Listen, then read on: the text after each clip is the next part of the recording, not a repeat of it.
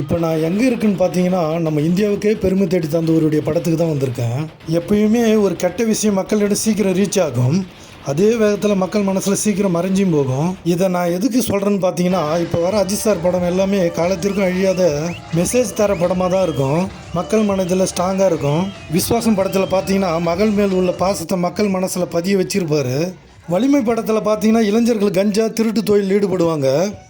Action படமாக இளைஞர்களுக்கு message சொல்லியிருப்பார். நேர்கொண்ட பார்வை படத்தில் பார்த்தீங்கன்னா, பெண்கள் சுதந்திரமாக எங்கேயுமே செல்ல முடியல, அவங்க விருப்பம் இல்லாமல் தொடவும் கூடாதுன்னு சொல்லியிருப்பார். துணிவு படத்தில் பார்த்தீங்கன்னா, அக்கௌண்ட்டில் மைனஸில் இருந்தாலும் பணம் போடும்போது பிடிக்கக்கூடாதுன்னு சொல்லியிருப்பார். இந்த ஸ்டைல்லேயே வீரம் வேதாளன்னு மெகா ஹிட் படம் தொடர் வெற்றி கொடுத்துருப்பாரு.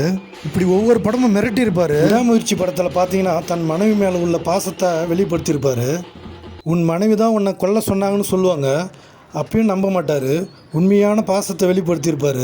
விடாமுயற்சி படத்தில் பார்த்தீங்கன்னா, ஒரு சாதாரண மனிதர் தன் காதல் மனைவியை கடத்தல்காரர்களிடமிருந்து காப்பாற்ற அறிமுகம் இல்லாத ஊரில் தனது உயிரை பணயம் வச்சு போராடுகிறார். அவர் சூப்பர் ஹீரோ கிடையாது. இந்த உணர்வோடு படம் பாருங்கள். மொத்தத்தில் இந்த படம் எப்படி இருக்குன்னு பார்த்தீங்கன்னா, சினிமாவிலையும் ஜெயிக்கிறாரு, என்னடா இது ரேஸ்லையும் ஜெயிக்கிறாரு, பத்மபூஷன் விருது வாங்குறாரு, விஸ்வாசத்தில் பாட்டுக்கு வேறு அவார்டு வாங்குறாரு. இதெல்லாம் எந்த எண்ணமும் பொறாமை இல்லாமல் பார்த்தீங்கன்னா எதிரிகளுக்கும் பிடிக்கும். Okay friends.